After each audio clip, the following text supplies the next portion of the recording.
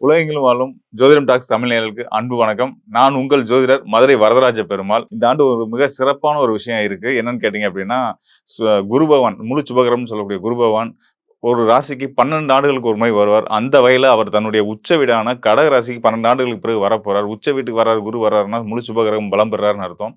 அவர் பலம் பெறும்போது எல்லாருக்குமே கண்டிப்பான முறையில இந்த ஆண்டு சிறப்பா இருக்குன்றத நான் முதவே சொல்லிக்கிறேன். நம்ம இன்னும் துல்லியமா அ வி நம்மளோட காணொளியில ஒவ்வொரு ராசிக்கும் எப்படியான பலன்கள் இருக்க போகுது அப்படின்றத நம்ம பார்க்க போறோம். குருவோட நிலை என்னவா இருக்கு? ஏனைய கிரகங்களோட நிலைகள் உங்களுக்கு என்ன பலன்களை தரப்போறாங்க அப்படின்னு பார்க்க போறோம். காலபுருஷ தத்துவத்துல முதல் ராசியா வரக்கூடிய மேச ராசிக்காரர்களுக்கு இந்த 2026ஆம் ஆண்டு சிறப்பான யோகமான ஆண்டு, பாக்கியமான ஆண்டு அப்படின்னு சொல்லலாம். காரணம் என்னன்னு கேட்டீங்கன்னா, நான் முன்னவே சொன்ன மாரி வந்து பார்த்தீங்கன்னா, உங்க ராசிக்கு பாக்கியநாதன் குரு வந்து எல்லா கிரக எல்லா எல்லா ராசிக்காரர்களுக்குமே ஒரு சுபத்துவ தன்மையை குடுக்கக்கூடியது தான் சுபகிரகம் தான். முழு சுபர்ன்றது குரு பகவான் தான்.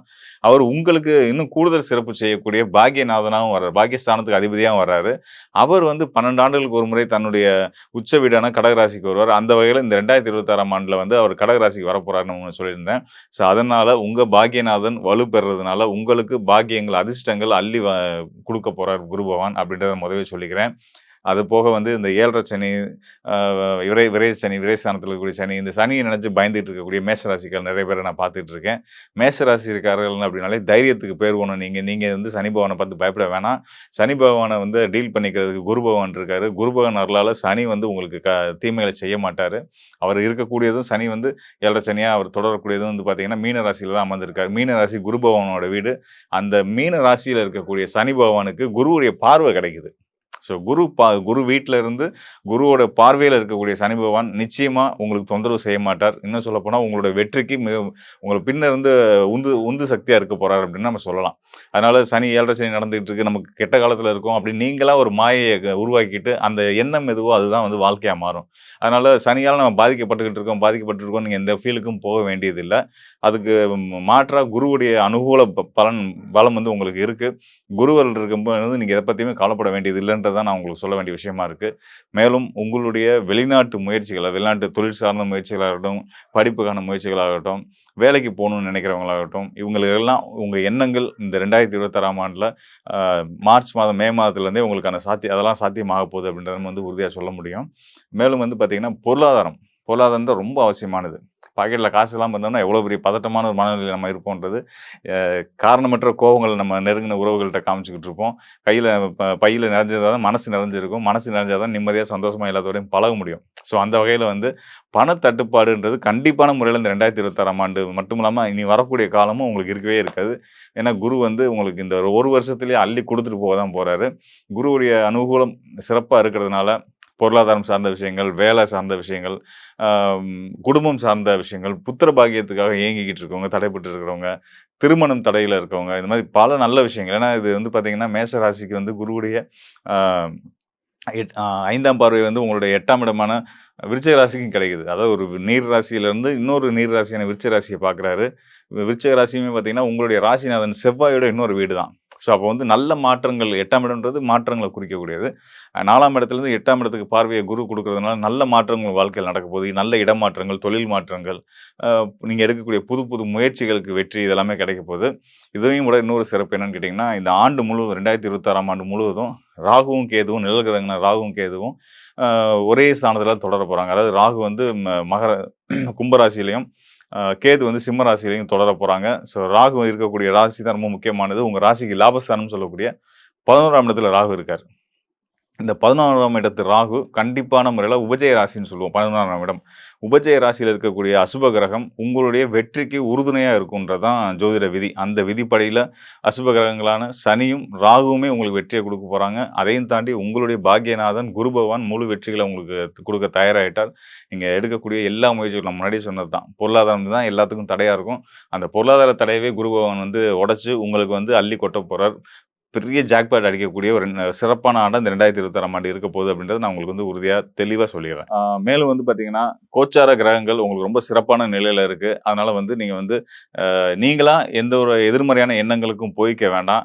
அந்த எதிர்மறையான எண்ணங்கள் உங்களுக்கு வருது அப்படின்னா, நீங்க அத தவிர்க்கிறதுக்கு கடல் சார்ந்த பகுதிகள்ல இருக்கக்கூடிய சிவாலயங்களுக்கு போய் இறைவன வழிபட்டு வரலாம். பெருமாள் கோயிலுக்கு போலாம். நல்லபடியா அவர நீங்க தொடர்ந்து வழிபட்டு வரதுனால, உங்க வாழ்க்கையில மேன்மேலும் பல நல்ல முன்னேற்றங்கள் நடக்கும். இதெல்லாம் தாண்டி பக்தி ஒரு பக்கம் நமக்கு வந்து வந்து நம்மளுடைய வாழ்க்கையில முன்னேற்றத்துக்கு ஒரு உதவியா இருக்கு அப்படின்ற மாரி, நீங்க செய்யக்கூடிய தர்மங்களும், புண்ணியங்களும் உங்கள எப்பயுமே காத்துட்டு இருக்கும். அந்த வகையில வந்து ஏழைகளுக்கு, அதாவது பெரியவங்க, வயசானவங்க, இயலாதவங்கலாம் இருப்பாங்க இல்லையா? அவங்களுக்கு உங்களால முடிஞ்ச உதவிகள் செய்யலாம். சாப்பாடு வாங்கி குடுக்கலாம். அவங்களுக்கு தேவை என்னவோ, ஏதோ பெட்ஷீட் தேவைப்படுது, ஏதோ விஷயங்கள் தேவைப்படுது அப்படின்னா, அதுக்கான உதவிகள் செய்யுங்க. அது போக படிப்பு மாணவர்களுக்கான ப கஷ்டப்பட்டு படிக்கணும்னு ஆசைப்படக்கூடிய மாணவர்களுக்கு, வசதி வாய்ப்பு இல்லாத மாணவர்களுக்கு உங்களால முடிஞ்ச உதவிகள செய்யுங்க. அதன் மூலியமாவும் உங்க வாழ்க்கையில வந்து சிறப்பான நல்ல பலன்கள் கண்டிப்பா கிடைக்கும் அப்படின்றத தெரிஞ்சுக்கங்க. மேலும் இந்த 2026ஆம் ஆண்டு எல்லா ராசிக்காரர்களுக்கும் மிக சிறந்த யோகத்த குடுக்கப் போகுது. இந்த ராசி, அந்த ராசின்றத தாண்டி எல்லா ராசிக்குமே 2026ஆம் ஆண்டு ஒரு யோக காலம் அப்படின்றது உச்சபட்சமான வெற்றிகளையும், ஜாக்பாட் யோகங்களையும் குடுக்கக்கூடிய ஒரு அற்புதமான காலம் அப்படின்றத நம்ம வந்து அடிச்சு சொல்ல முடியும். அதுக்கான காரணங்கள் நம்ம முன்னயே சொன்ன மாரி வந்து பார்த்தீங்கன்னா, 12 ஆண்டுகளுக்கு பிறகு குரு உச்ச பலம் பெறப் போறாரு. 30 ஆண்டுகளுக்கு பிறகு மீன ராசியில சனி பகவான் வந்து அமரப் போறாரு. ஸோ அந்த ஆண்டு கிரகங்கள்ல அதிகமான காலங்கள் ஒரு ராசிக்கு மீண்டும் வர்றதுக்கு எடுத்துக்கக்கூடிய கிரகங்கள் பார்த்தீங்கன்னா, சனி, நம்ம ஒரு குரு இவங்க தான். ஸோ இதில வந்து சனி வந்து 12 ஆண்டுகளுக்கு பிறகு ஒரு ராசிக்கு வந்து அவர் உச்ச பலம் பெறுறது. தன்னோட உச்ச வீட்டுக்கு வந்து கடக ராசிக்கு வந்து தன்னோட நட்பு வீடு. கடக ராசி வந்து குரு பகவானுக்கு ரொம்ப பிடிச்ச வீடு. ஸோ அங்க தான் அவர் உச்ச பலம் அடையறாரு. ஸோ அது வந்து ரொம்ப சிறப்பு. அதாவது எல்லோரோட மனசுலயும் வந்து அமைதியும், சாந்தியும், நிம்மதியும் குடுக்கக்கூடிய விஷயத்த குரு பகவான் செய்யப் போறாரு. ஸோ அதான் இங்க நடக்கக்கூடிய ஒரு நல்ல விஷயமா இருக்கு. இந்த குரு பகவான் வந்து நம்ம தனிப்பட்ட ஜாதகம், தனிப்பட்ட நபர்கள் அப்படின்றத தாண்டி உலகளாவிய அளவிலேயே வந்து பார்த்தீங்கன்னா, நாடுகளுக்குள்ள இருக்கக்கூடிய பதட்டங்கள், சங்கடங்கள் இதெல்லாம் தீர்க்கப் போறாரு. அது மட்டும் இல்லாம இயற்கை சீற்றங்கள், பேரிடர்கள் இதனால வந்து நெறைய பேர் துன்பப்பட்டுட்டு இருப்பாங்க, கஷ்டப்பட்டுட்டு இருப்பாங்க. வறுமையினால கூட சில நாடுகள்ல வந்து சிக்கல்கள், பிரச்சனைகள்லாம் இருந்துட்டு இருக்கு இல்லையா? அது எல்லாமே கூட மாறக்கூடிய ஒரு அற்புதமான ஆண்டு இந்த 2026ஆம் ஆண்டு. இந்த தசாப்தம், இந்த 10 வருஷம் அப்படின்னு எடுத்துக்கிட்டோம்னா, 2020லேருந்து 2030 வரைக்குமான இந்த காலத்தில, இந்த 2026ஆம் ஆண்டு மிக சிறந்த உன்னதமான ஒரு யோகமான ஆண்டு அப்படின்றதுல எந்த சந்தேகமும் வேண்டியதில்ல. காரணம் குரு பகவான் உச்ச ஸ்தானத்துக்கு வர்றது தான். இதுக்கு அடுத்ததா குருவுடைய பயணங்களும் ரொம்ப சிறப்பாவே இருக்கு. அடுத்தடுத்த ஆண்டுகளுமே வந்து பார்த்தீங்கன்னா, அவர் நல்ல நிலைக்கு தான் வர்றாரு. அசுப கிரகங்கள செயல்பட முடியாத அளவுக்கு தடுக்கிற நிலையில குரு பகவான் இருந்துட்டே தான் இருக்க போறாரு. ஸோ குரு தான் இன்னைக்கு நம்ம ஹீரோன்னு வச்சுக்கோங்களேன். இந்த ஆண்டோட ஹீரோ குரு பகவான் தான். குருவால சிறப்பு பலன்கள பெறக்கூடிய ராசிகள் எல்லா எல்லா ராசிகளையும் தாண்டி நான் எல்லாருக்குமே அது கிடைக்கும் அப்படின்னு சொல்லியிருக்கேன். ஒரு நல்லவன் உச்சம் பெற்றா எல்லாத்துக்கும் நல்லதுங்க. அதில எந்த சந்தேகமே கிடையாது. மலை போல இருக்கக்கூடிய பிரச்சனைகள் ஆகட்டும், எவ்வளோ பெரிய பிரச்சனைகள் ஆகட்டும், தீராத பிரச்சனைன்னு நெனச்சிட்டு இருக்கலாம். ஒருத்தர் வந்து கடன் சார்ந்த விஷயங்கள் இதுலருந்து எப்படி மீள போறேன் அப்படின்னு நெனச்சு பயந்துகிட்டு இருப்பீங்க. ஒரு சிலர் ஆரோக்கியம் சார்ந்த பிரச்சனைகள்ல இதுல இந்த இந்த இந்த சிக்கல்ல இருந்து நான் எப்படி மீள போறேன்னு தவிச்சிட்டு இருப்பீங்க.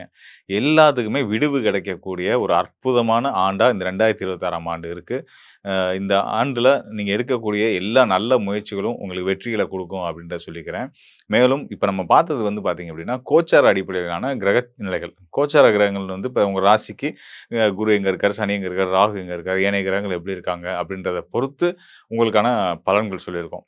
இது வந்து கோச்சாரம் ஒரு பக்கம் அப்படின்னாலும், உங்களுடைய தனிப்பட்ட ஜாதகம். ஒரு சிலர் சொல்லுவாங்க, "என்னங்க நீங்க YouTubeல வந்து நெறைய அப்படி சொன்னீங்க, நல்லது சொன்னீங்க, அது சொன்னீங்க, இது சொன்னீங்க. பெருசா ஒண்ணும் ரியாக்ட் ஆகலையே" அப்படிலாம் சொல்லுவாங்க.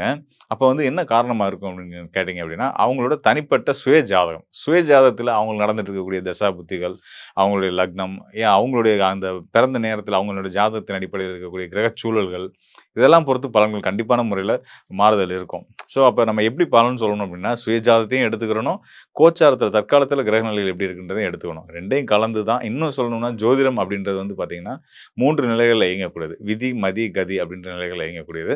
இதுல விதி அப்படின்றது வந்து லக்னம். நம்ம பிறந்த நேரத்தின் அடிப்படையில நம்ம 12 ராசிகள்ல ஒரு ராசி நம்ம லக்னமா வரும். அந்த ராசிய அடிப்படையில வச்சு சொல்ல வேண்டியது முதன்மையான விதி. அதுக்கு அடுத்ததா மதி. அதாவது நம்ம சந்திரன் இப்போ இந்த கோச்சார பலன்கள் சொல்றோம் இல்லையா?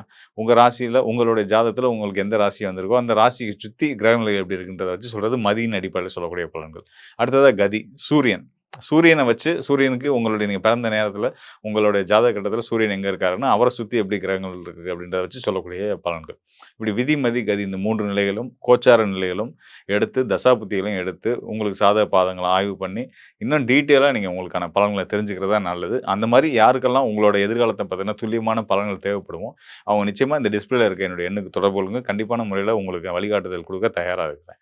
நன்றி, வணக்கம் நண்பர்களே. மீண்டும் ஒரு முறை உங்களுக்கு வந்து புத்தாண்டு வாழ்த்துக்களையும் சொல்லிக்கிறேன். இந்த ஆண்டு உங்களுக்கு சிறந்த ஆண்டா இருக்கும்ன்றத மீண்டும், மீண்டும் அழுத்தமா சொல்லி விடைபெறுகிறேன். மீண்டும் ஒரு நல்ல நிகழ்ச்சியில சந்திப்போம். நன்றி, வணக்கம்.